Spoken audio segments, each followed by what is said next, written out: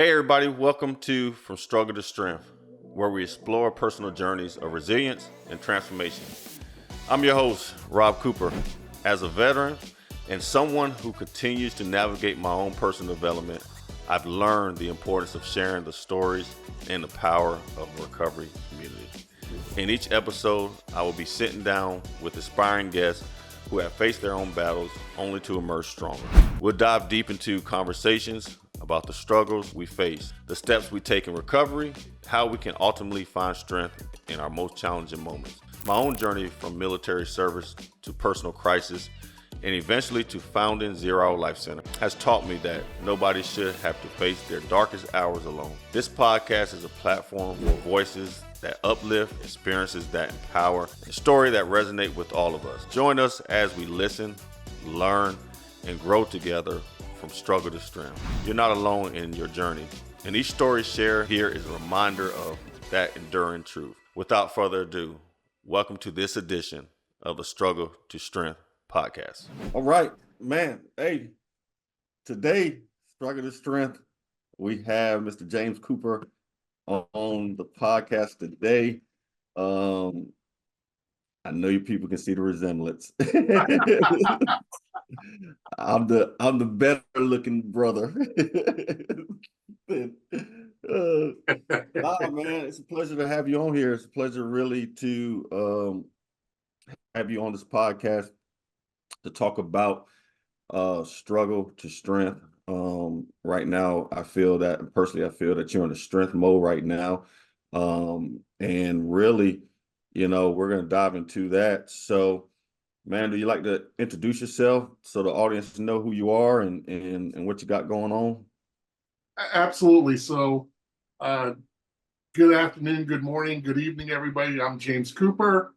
I am the older, wiser, smarter Cooper of the two on this podcast.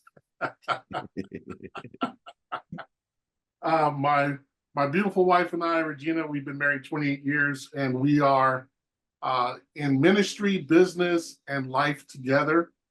We've been in ministry now for, going on 15 years, and we've been in, actually over 15 years now. It's closer to 20, and we've been in business for about as long. And my current business venture is I am VP of strategy for a manufacturing company in Alabama. It is called Legacy, and we are excited for the things that are to come.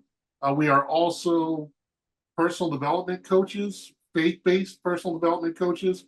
We help clear out the confusion, help people get clear so they can get moving forward in confidence. So we are excited about that. And we are also authors and consultants. And that's pretty much the whole bag right there. So y'all got a lot going on. We stay busy. Yes, we do. Right. Yeah. Thank you for that. And really, like I said before, it's an honor, it's a privilege to have you on here. I want to start from the beginning. Tell me a little bit about your early life and the challenges you faced growing up. Oh my goodness. Let's see. So for your audience, I was born in the 60s, the 1960s. So I grew up in rural Long Island, the end of the island out in the Hamptons, out in East Hampton, and everyone goes, "Ooh, you grew up in the Hamptons. That's where all the money is." Not so much in the 60s and the 70s. We grew up, there was a lot of farmers, a lot of fishermen, and we had a good life, but there were challenges, there were struggles, but it was good. It was small town living, and people think of New York, they think of NYC, but there's a lot more to New York than just the city. And it was a good life. We enjoyed it. It was primarily white, which was fine with us, but it brought its own challenges. And then once I graduated high school, I joined the Air Force and served 4 years proudly in the Air Force. My highlight there was being a military dog handler and doing special assignments for the government. Traveled the world that way, similar to you with the Marine Corps. I got a chance to be in the Pacific to see a lot of the world, and it helped expand my mind. It opened my eyes to what's possible. And then once I got out of the Air Force, I spent time in retail and retail loss prevention, where we identified dishonesty either in customers and employees. Was very good at that, but was also very depressing because all you saw was the worst in people.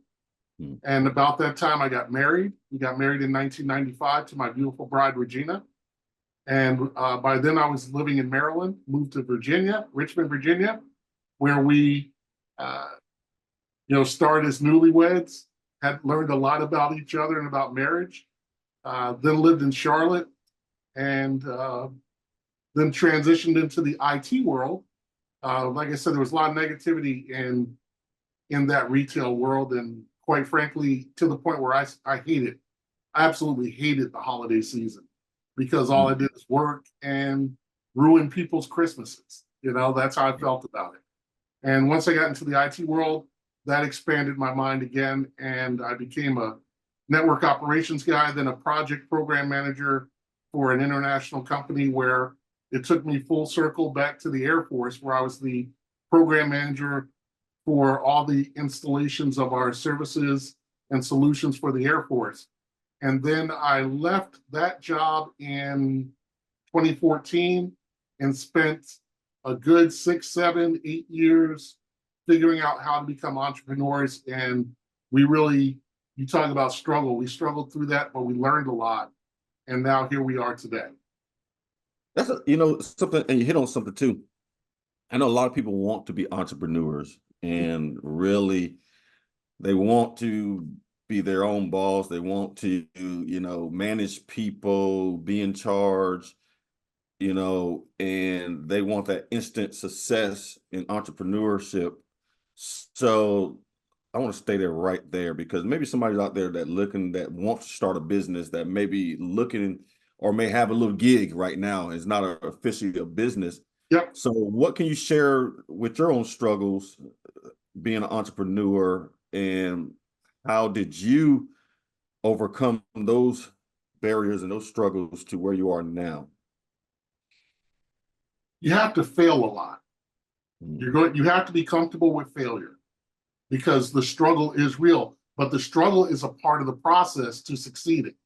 See, we believe that in order to achieve greatness, right, you just follow, X amount of easy steps, and you do those things, and in 60 or 90 days, you are making 10K a month, right? I've seen so much marketing to that over the years, when the reality is there has to be a transition that you go through. The old thinking, the old processes, the old things that you did, you have to take some of those and apply them to your new. And what you said was so on point, Rob, where you talk about, many people started as a side gig, and then it transitions to, what we consider a full-time opportunity. And the reality is that you leave your job. At the end of the day, you're off work, you're done. As an entrepreneur, you never really leave your business. Right. It stays with you day in, day out. You don't get 4 weeks, 3 weeks, 2 weeks of vacation. You don't get sick days. If you don't make money, you don't have money.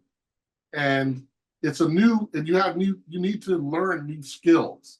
So for those folks who are out there working and want to become entrepreneurs, go out and first find some mentors, find some people that are successful entrepreneurs who had jobs, who were employees, who understand that you work your 9 to 5 and then you do your entrepreneurship training, learning job during your 5 to 9. It's going to require you giving up hours. It's going to require you changing how you spend your money, because quite frankly, money is the lifeblood of your business. If you don't have money, you don't have a business, right? And right. But most importantly, And this is something that people miss out on a lot. Find what you love. Find what you love. Now, what you love may not be what you're doing right now. You may discover it along the way, and that's okay. Be flexible and open to change, because your business has to do three things. One, it has to support you.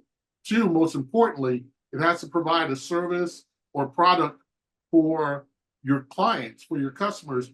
And three, there has to be a real need, right? There has to be a real need, either an implied need or an obvious need. So for instance, no one needed an iPhone. No one needed an iPhone. But what Apple did is they created a niche, right? They created a market for it. That's the hard part. That's the really hard way of doing it. Most of us find a business that we feel like we can do. We feel like we can do it pretty well for people, and we feel like enough people need it. And so once you find those things, that's where you get started. And be willing to be bad until you're good. It takes a lot of discipline, a lot of confidence, and it takes, again, like I said, being comfortable with failure. Most people don't understand. Most entrepreneurs struggle for years before they hit it. And that's just a part of the process. It builds a strength in you so that when you do come across hard times later on, because you said at the beginning of this, now we're in a point where we're successful and we thank God for that, but there's still struggles. There's always challenges that you have to face and overcome. And that's just a part of the process. Now, instead of when a struggle happens, you feel bad, now it's bring it on, because I know in that struggle, I'm going to learn something vital that's going to help move us to a bigger level. But you don't know that at first. At first, it's just a wall. And you got to find a way over it, through it, around it. And sometimes, quite frankly, you got to change directions in it. And that's okay. But you have to be persistent.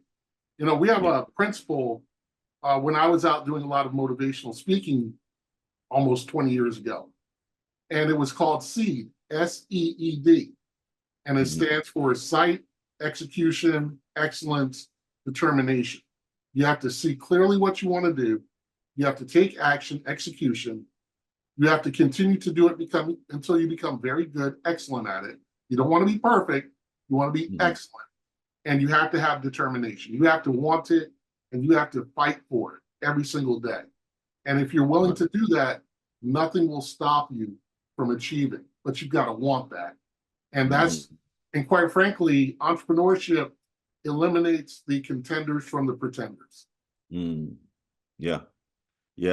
Man, you're hitting a lot of great stuff, and really, and I'm bringing on a lot of different aspects onto this podcast. I'm bringing, sometimes I have some people that's in recovery. Sometimes I have some people that work in the recovery space. But today we got something special for you all out there is, entrepreneurship, person that's been there doing it right now.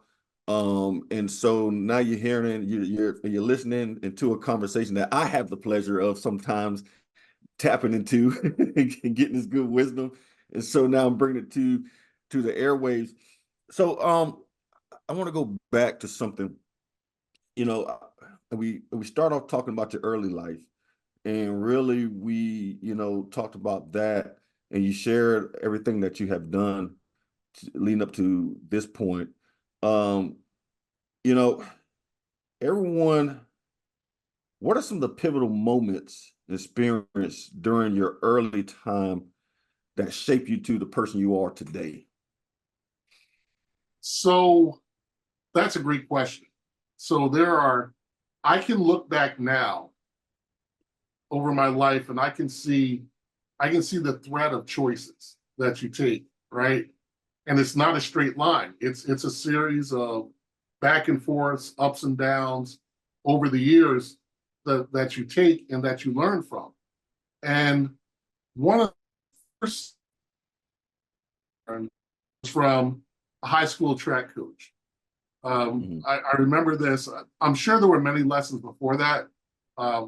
We're blessed to have a father that's always, he has sayings all over the place, and he has knowledge all over the place. One of our dad's favorite sayings was, you know, a journey of 1,000 miles starts with a single step. You got to do something, right? Then he talked about, the man with no shoes feels bad about himself till he sees the man with no feet, right? Don't feel sorry for yourself. Right.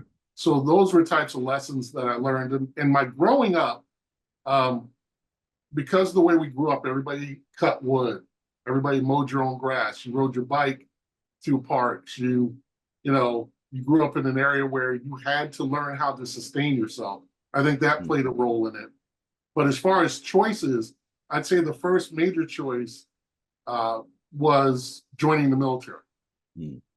Choosing that. I knew that where we were for myself wasn't big enough. I looked at the opportunities around me and I said, I have to be somewhere where there's more. And I knew at the time I didn't want to go to college. I knew that. I knew that was going to be a waste of money and a waste of time. I was burned out and I needed an opportunity that would challenge me, but also grow me. I knew that at 16, 17. And that's why I joined the Air Force. I didn't join the Marine Corps because, I didn't, quite frankly, the Marine Corps recruiter rubbed me the wrong way. He was like, are you good enough to join my beloved Corps? And I was like, man, who are you? I don't know you like that. And the Air Force guy was cool. He was like, look, it's, you're gonna learn a lot, you're gonna travel a lot, and you're gonna be able to pick your own job. And I was like, sign me up. So I did. Right. And that was really foundational for me. The things I learned in the Air Force, I still apply and use today, 30 years later, 40 years later. So that was so valuable for me. Then the next choice was, actually, crazy as it sounds, getting out of the military, choosing to get out. And that was my first time as an adult struggling on my own. When I got out of the military, I thought that I would just line up a job and just run with it. And nothing was further from the truth. All those things they promised that, you can walk immediately into your next job. Some folks did, but many of us didn't, and we had to figure it out. And so that first year, 2 years, I dealt with having a car stolen, being homeless, being jobless, right? And getting fired from a job. And I had to learn a new way to operate. And so that was important. And quite frankly, I had to learn to stand in faith. That's when I found my faith. That's when I found my relationship with Christ, was during that time of struggle. And quite frankly, that struggle brings out the best in you, and in doing so, that started setting a foundation for me that we're still operating from today, those early struggles and failures. Right. Now let's get on the strength side of it. Let's talk about that. I know you talked about, you hit some areas, you said you had some challenges, getting out of the Air Force, and then really still have some challenges. I want to talk about success because we hear it a lot. I want to be successful. I want to be success. I wanted success. Everybody wanted the fast success too. But the path to success is rarely smooth. And people understand it's ups and downs, bumps, is whatever. What are some significant obstacles you encounter on a journey to success, and how did you overcome them? Because I want somebody that's really that stumbled upon this, that may be at that crossroad, that doubting, their faith is tested, God had told them to do something, and they sitting there like, hey, I don't see the plan or whatever. Talk to that person. So absolutely, that's my kind of person. So the biggest obstacle to success is me. That is the biggest obstacle to success. The person I am at that moment and the person I have to become, right? Because you cannot remain the same and achieve the things that you desire. You have to be willing to change. You have to. And whether you want to or not, you're going to change. You're going to get older. You're going to get hopefully wiser or dumber. You're going to get bigger or smaller. You're going to change. Those are all physical changes, but the same thing happens to us spiritually, emotionally, as well as physically. You're going to go through changes. The challenge is pick your hard, right? Right. You have to choose your hard. You have to decide, am I going to jump in and become a lifelong learner? Am I going to be a person that wants to learn about different things that I need to do? Or am I going to learn through hard knocks? That's the biggest thing. And listen, both lessons are valuable. And you're going to have both of them anyway. You're still going to have hard knocks. You're still going to have challenges that you face. That's okay. See them for what they are. It is a university, and you're getting your PhD in you. Because you have to know yourself. You have to know what you like, what you don't like. You have to know what you're valuable at. You have to know what you're not valuable, what you're not very good at, and who you need as a part of a team to help you do those things, right? You have to know all those things about yourself before you're a success. Then, quite frankly, you have to be able to define your success. What is success for you is not necessarily success for me. Right. And I have to know that.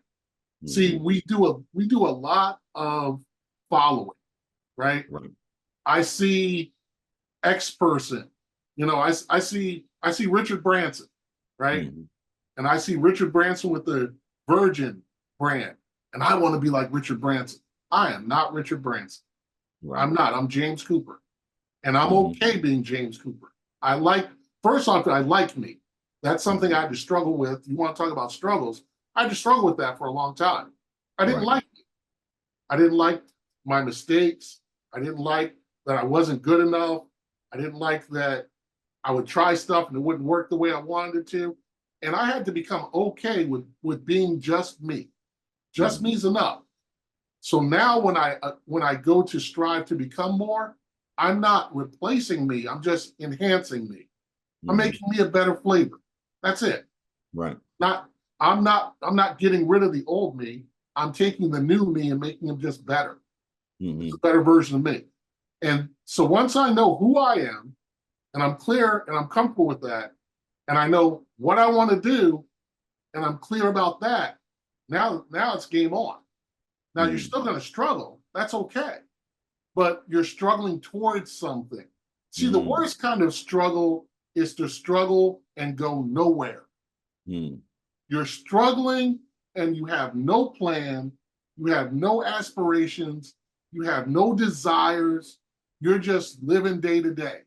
And I've been there too, where you're just like, if I can make it through today, we'll see what happens tomorrow. A person with a plan beats a person with a bank account every time. Every single time. Because that person that has just a bank account is eventually going to burn through that. See, we think money solves our problems. Money doesn't solve your problem. Money enhances either your success or your failure. Money is a magnifier. That's what money is. Money is a tool. It can make things easier, but if you don't have the right mindset and the right plan, it can also make things harder. So you have to know that. Yeah. You hit something right there. You're talking about mindset too. And when you hit that success, your mind, you got to change your mindset.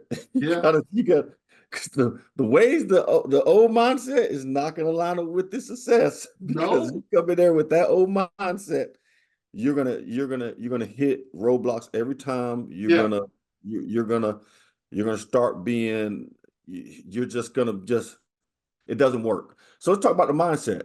Talk about mindset, because it's a great conversation we have today, because I see it a lot where someone, like, we always looking at other people and we see the finished product, but we don't look at the beginning. Right. We don't see Right. the beginning all the way to that finished product.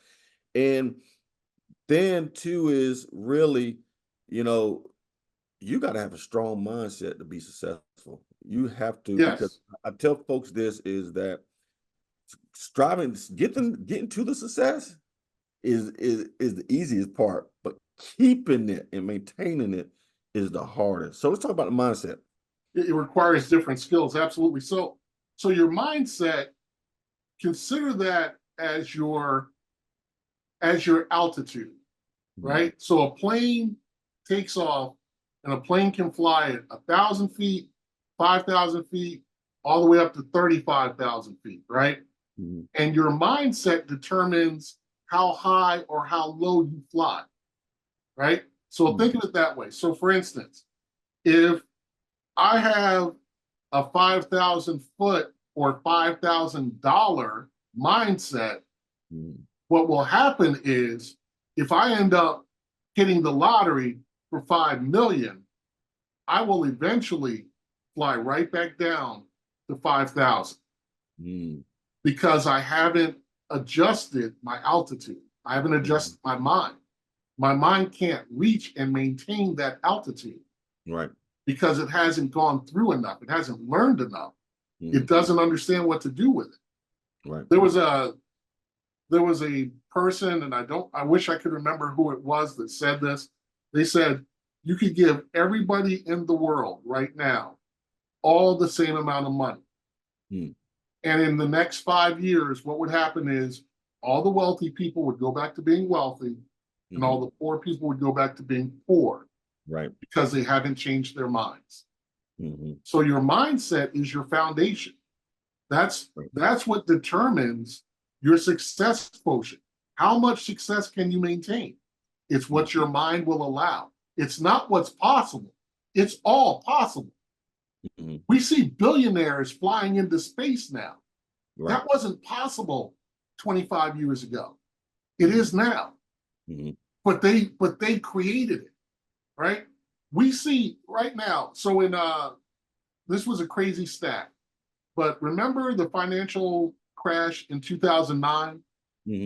Yep. So in 2009, the world imploded. Everything went crazy. Do you know that year there were one?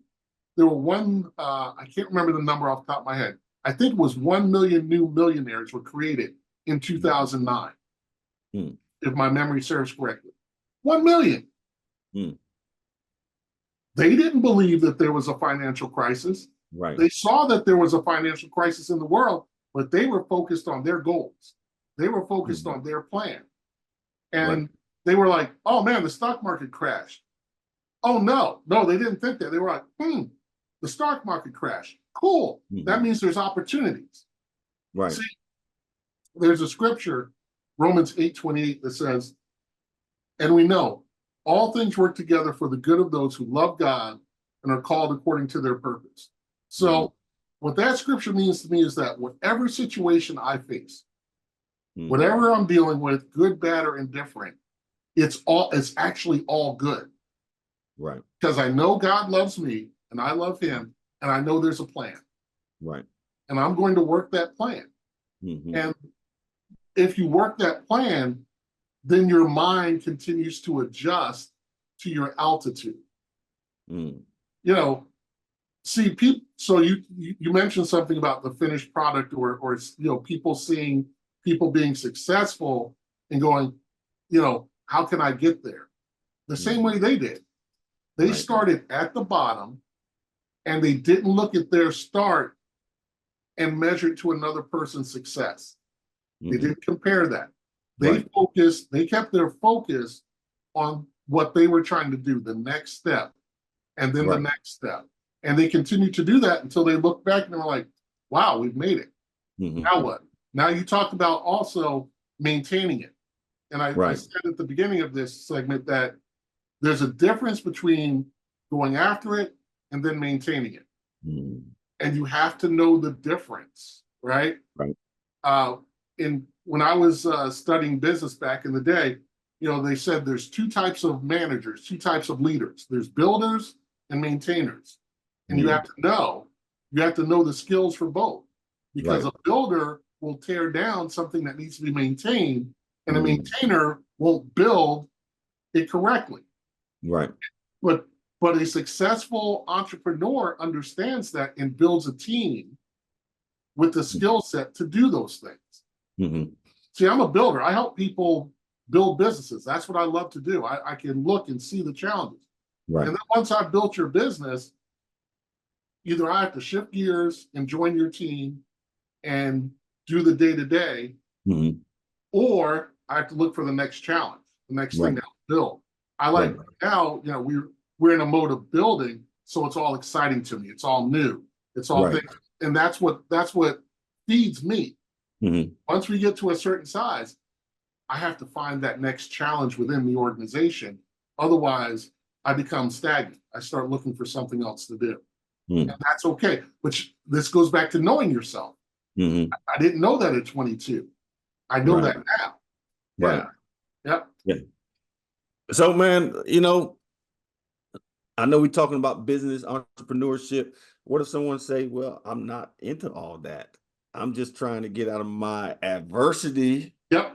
Okay. And trying to fight all these struggles that keeping me held back. And I want to get to the strength mode. What would you say to that person? I would say good for you, right? Because recognition is the first step. And what we're talking about today has been specifically for entrepreneurs, but quite frankly, these principles apply to anybody. It applies to the mom at home with kids.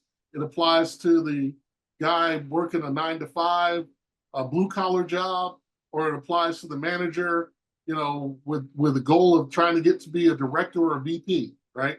You have to have the same things in mind. You have to have that seed principle. You have to see what's next. You have to see it clearly. You have to know what you want to achieve. Then you have to take focused, dedicated action, execution, SE. You got to do something about it. More people die with dreams than they die with accomplishments. Because one of the worst statements is, one day I'm going to. One day I'm going to. Right. Why not today? Why not today? You're not going to get any younger, I promise. Why not today? Right?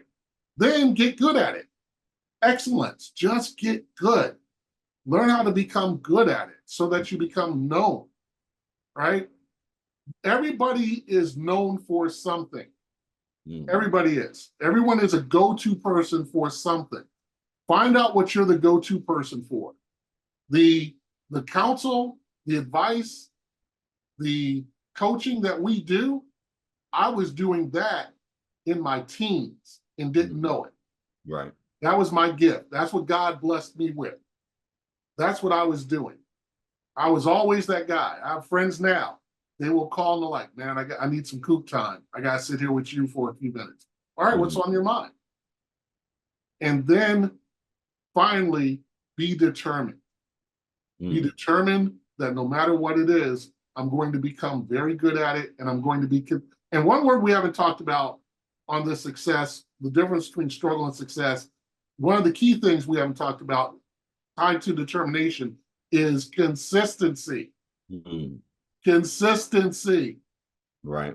I can eat right one day a month. I'm just going to still be overweight. I can go to the gym once a month. That's not going to get it done. I can read one page a year. It's not going to be enough. But if I read 5 minutes a day, if I read 5 pages a day, 5 pages, if you read 10 pages a day, you can knock out a 300-page book every month. 10 pages. Right. It's that simple. It's that simple. It's that simple.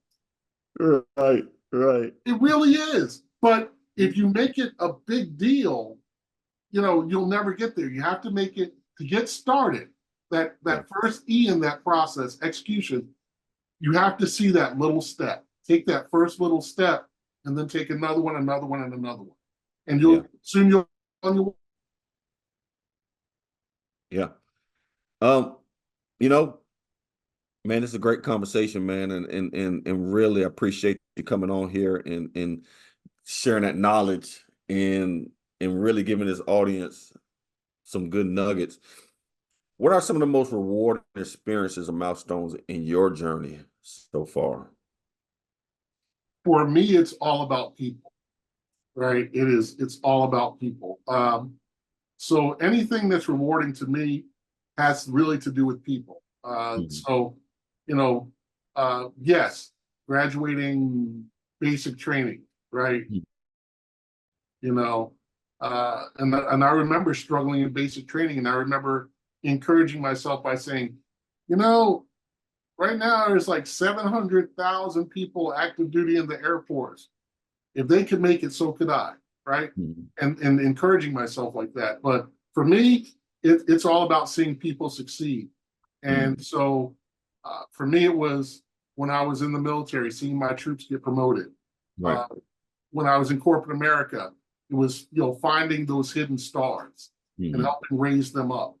Um, and I never worried about myself or my next promotion or my next level, because if you know uh, Zig Ziglar said, if you help enough people, succeed, you'll succeed also.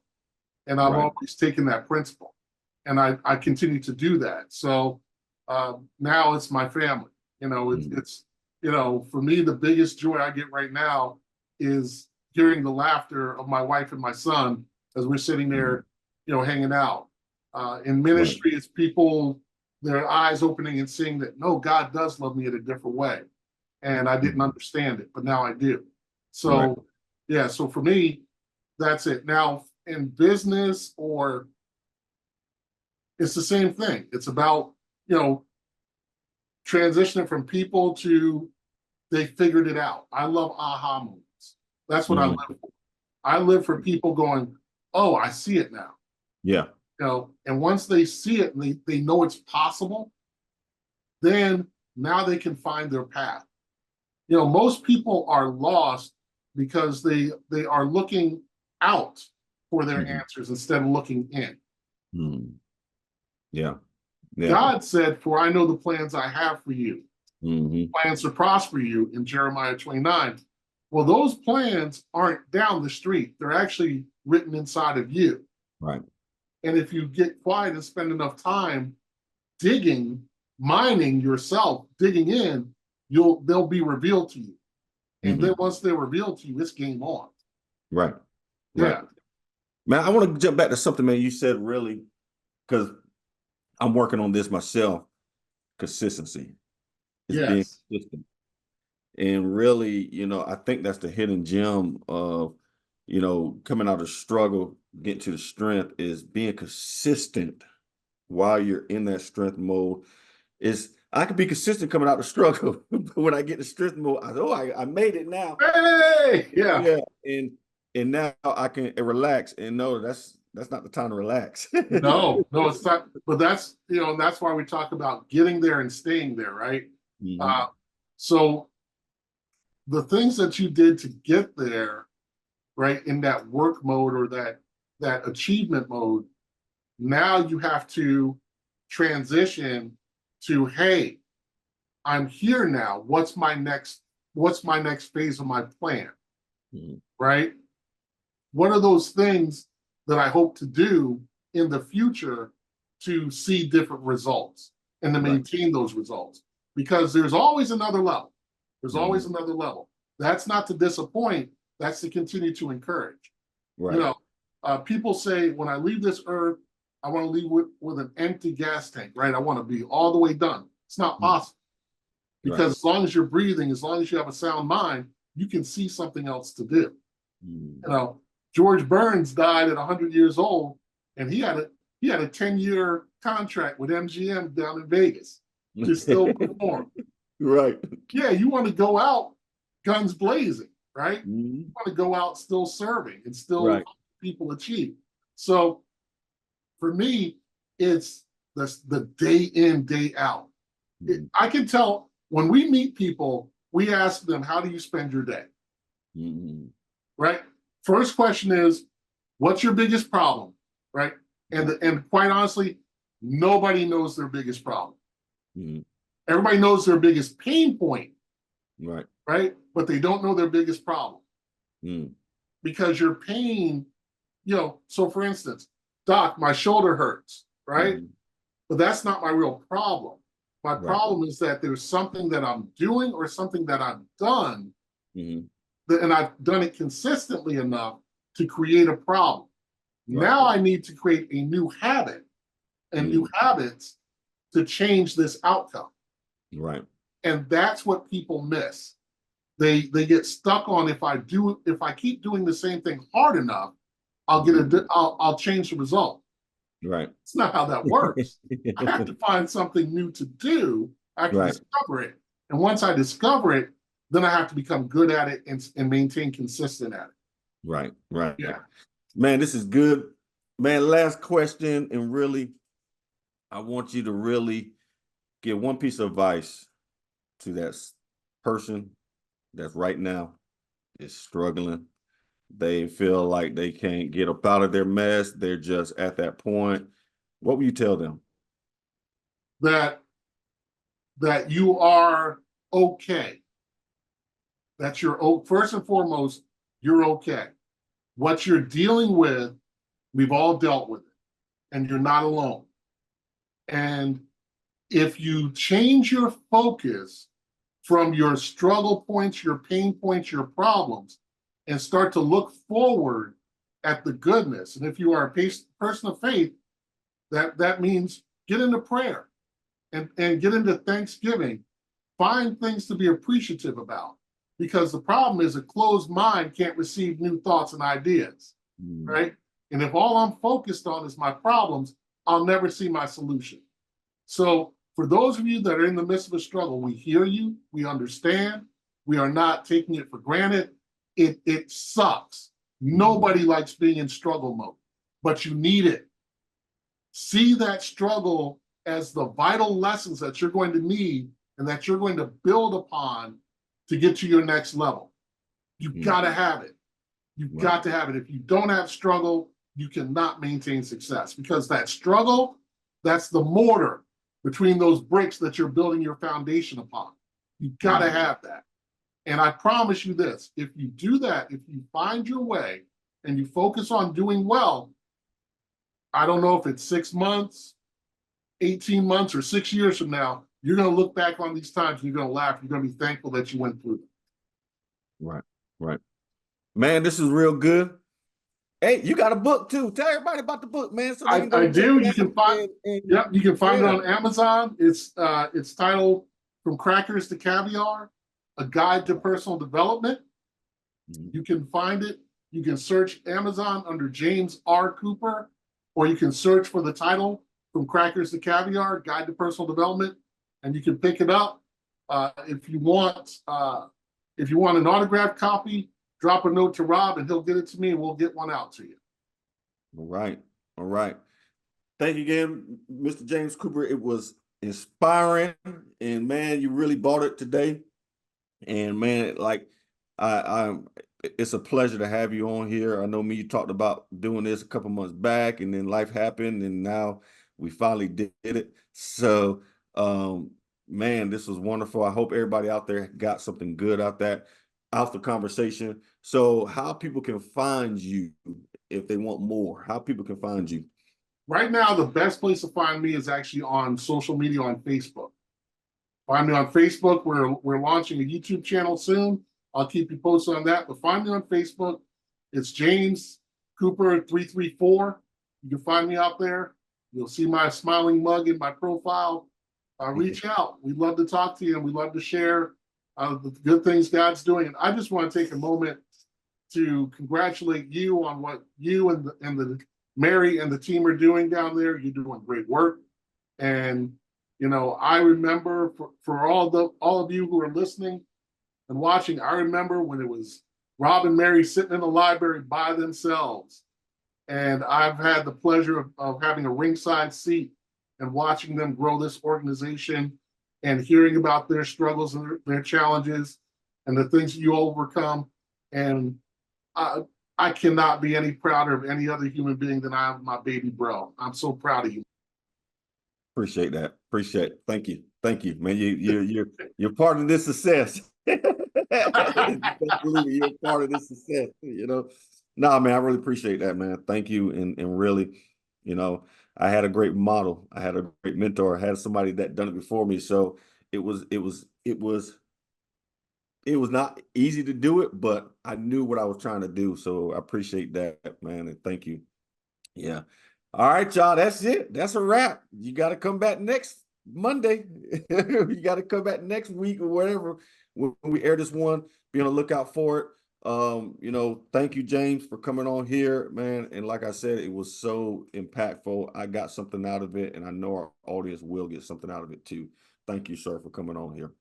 Well, it was my pleasure, and for each and every person that watches or listens to this, you know, we just pray God blesses you and that you know the struggle is real, but the struggle's valued.